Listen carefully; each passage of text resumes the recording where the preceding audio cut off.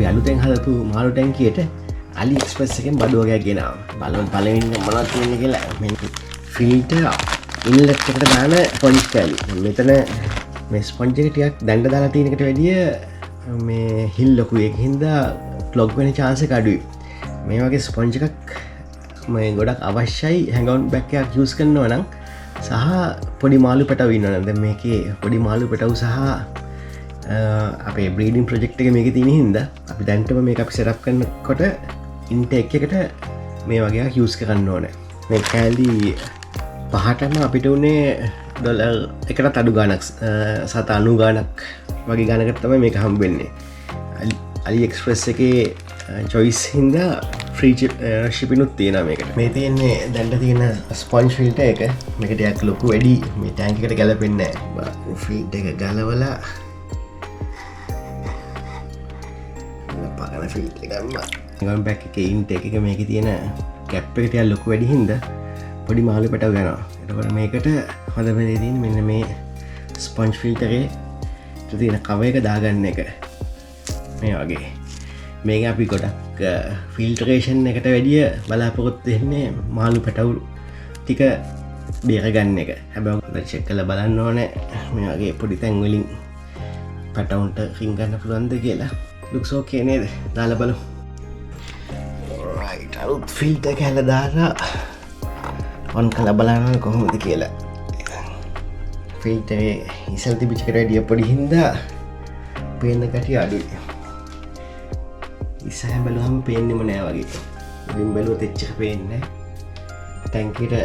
ටැංකිය ලස්සන නැති වෙන්නේ මේ විදිහට දැම්මම. අන්න අපි ෆිල්ටර් එක ඔන් කරලා බැලුවා. looks good. right ඊළඟට බලමු මොකක්ද තියෙන්නේ කියලා. මෙන්න තියෙන භාණ්ඩයක්. මේ තියෙන්නේ CO2 එකට ඩිෆියුසර් එකක්. මේක low tech විදිහට දුන්නකොටත් මුලදී CO2 චුට්ට දුන්නත් එහෙම මේ පැලවලට හොඳයි. මේ තියෙන අපි හදපු සීනි දාලා හදපු CO2 DIY CO2 එකට. ඒකට තමයි අපි මේ CO2 ඩිෆියුසර් එකත් ගෙනාවේ. සාමාන්‍යයෙන් CO2 ඩිෆියුසර් එක ගන්නකොට අඩු ප්‍රෙෂර් එකකින් වැඩ කරන එකක් ගන්න ඕන. අපි හිතනවා මේක අඩු ප්‍රෙෂර් එකකින් වැඩ කරනවා කියලා. ඩොලර් 3ක් වගේ මට මතක විදිහට ගෙඩි අඩු ගණන් ඒවා තියෙනවා. හැබැයි මම හිතන්නේ මේකට හොඳ රිවිව්ස් තියෙනවා. මම මේ සේකම් ප්‍රොඩක්ට්ස් වල ලින්ක්ස් පල්ලෙහෙන් දාන්නම්. ඔයගොල්ලෝ ගිහලා බලන්න පුළුවන්. මේක හොඳ මෙටල් ෆිනිෂ් එකක් තියෙනවා. ඊපස්සේ අපි බලමු. මම ගත්ත ග්ලාස් එක වෙලා තියෙන්නේ පරිස්සම් කරගන්න ටිකක් අමාරුයි. පළවෙනි වැට්ච එකෙම බිනිලා ගියා. ඔයගොල්ලෝ පේනවා ඇයි CO2 බබල්ස් ටික එනවා.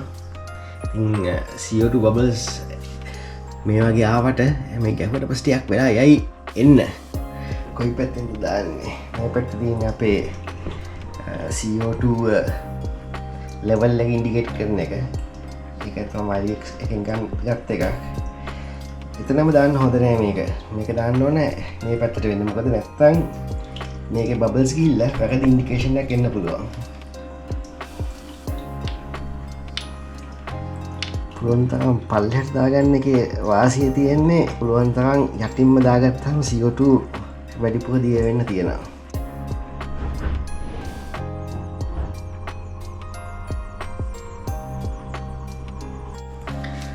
right ඉතුරු වෙලා තියෙන්නේ මොනවද? මේ කියන ස්පෝනින් මොප්ස්. අපි මේක ඕඩර් කළේ කොරිඩෝ කරලා බ්‍රීඩ් කරන්න කියලා හිතා ඉන්නකොට. හැබැයි අපි ඊට පස්සේ හිතුවා මේ විදිහට කොලොනි බ්‍රීඩ් කරන්න කියලා. කියන්නේ ප්ලාන්ටඩ් ටැංක් එකක්. ප්ලාන්ටඩ් ටැංක් එකක් නැතුව කොරිලා බ්‍රීඩ් කරනවා නම් මේ වගේ ස්පෝනින් මොඩ්ස් පාවිච්චි කරන එක ලේසියි.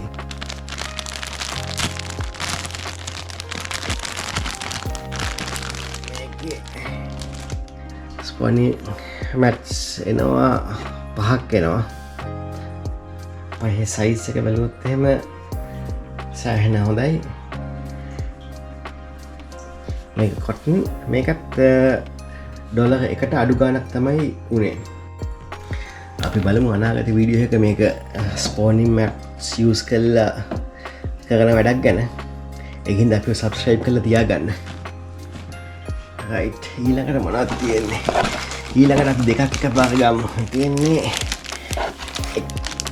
රූටින් ඒජන්ට් එකක් අනිත් එක ටැබ් එකක් මම මේක ගැන පස්සේ කියන්න මේක බලමු මේක ෆිෂ් ටැන්ක් එකේ ගොඩක් මේ වගේ සජිටේරියා ඒ වගේම වැලිසනේරියා වගේ මුල් තියෙන ප්ලාන්ට්ස් තියෙනවා නම් ඒකට ගොඩක් නියුට්‍රිෂන් අදිනවා. එතකොට මුලට තමයි දෙන්න ඕන. ඒ කියන්නේ අපි ඩෝස් කරනකොට අපි සමහර වෙලාවට ඩෝස් කරන මේ වගේ ප්ලෑන් වලට දානවා වෝටර් කොලම් එකට තමයි මේකේ ඩෝසේජ් එක දෙන්නේ. නමුත් මේ වගේ ප්ලාන්ට්ස් වලට ඊට වැඩිය හොඳයි මේ වගේ රූට් ෆීඩ් එකක් දෙනවා නම්.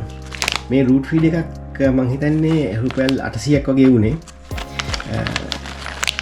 මම මේක යූස් කළා නැහැ මේක ෆස්ට් ටයිම්. ඉතින් අපි ඉස්සරහ වීඩියෝ වල අපි මේක ගේන්නම් කොහොමද හොඳ තත්ත්වයකද කියලා බලන්න. මේක ඇත්තටම අපි කියනවා මේ අලුත් ටැංකියෙත් නෙමෙයි. අලුත් ටැංකියේ දැනට ඉච්චන ප්‍රශ්නයක් නෑ වගේ growth එක. නමුත් ඔබ බැලුවොත් මේ පරණ ටැංකියේ growth එක ටිකක් මේ අඩු වෙලා තියෙනවා. දැන් මේක අවුරුදු දෙකකට ළඟයි.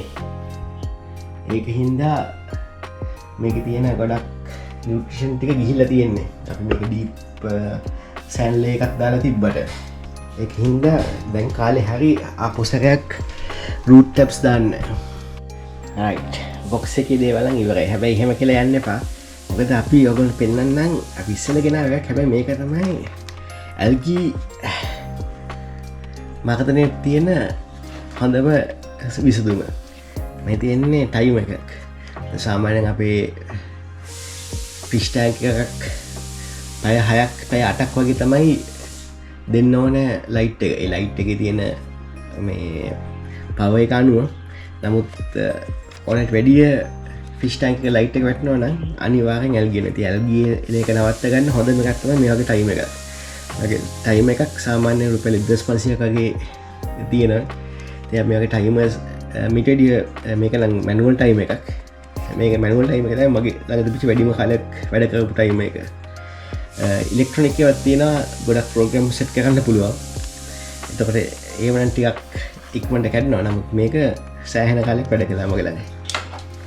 ඊළඟට මේක මම ගත්තේ ගොඩක් ලොකු අපේ ලොකු ටැංක් එකට අත දාන්න නැතුව එළියට ගන්න පුළුවන්. මේකත් ඉතාම පොඩි ගාණක් උනේ මම හිතන්නේ ඩොලරයක්වත් උනේ නැහැ. ඔන්න අපි අන්තිම එක මේක නම් මේ ලංකාවේ ටිකක් aquascaping scissors කියලා කියන්නේ මේ curved blade එක තියෙන එක. මේක ලංකාවේ මුදලට මම හිතන්නේ රුපියල් 18ට අඩු ගාණක් තමයි මේක ගියේ. මේක සෑහෙන ඉස්සෙල්ලා ගියා. මේ ගොඩක් සමහර කියන කතාවක් තමයි මල නොකනේව තමයි දාන්න ඕනේ මලකට තිබ්බොත් එහෙම ටැංක් එක ඉවරයි කියලා. හැබැයි ඔයගොල්ලෝ ටැංක් එකට අයන් ඕන නම් පරණ මලකට ගාපු ඇණයක් දාලා බලන්න. ඒක තමයි අයන් සොලියුෂන් එකට ගන්න පුළුවන් හොඳම විදිය. ඒක හින්දා මලකට ගන්න නම් එච්චර බය වෙන්න ඕනේ නැහැ. මේක තමයි අපේ අවසාන එක.